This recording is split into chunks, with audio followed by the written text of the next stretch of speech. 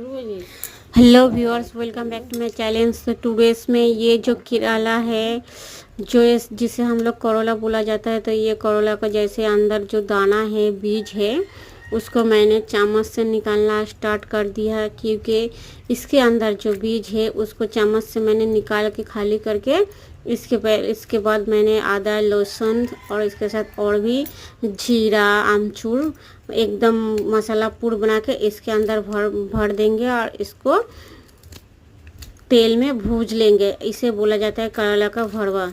तो आज मैं इसी के लिए तैयारी कर रही हूँ, तो रेडी हो गई हूँ मैं। करेला का भरवा आज बनाएंगे, क्योंकि ये करेला का भरवा मुझे बहुत अच्छा लगता है। आप लोग भी ऐसे बना के खाइएगा, आप लोगों को भी ऐसे अच्छा लगेगा, क्योंकि रोज़ रोज़ भुजिया खाते खाते बोर हो जाने से ये थोड़ा हटके बना के खाने से बहुत अच्छा लगता है, खाने का स्वादिष्ट आता है।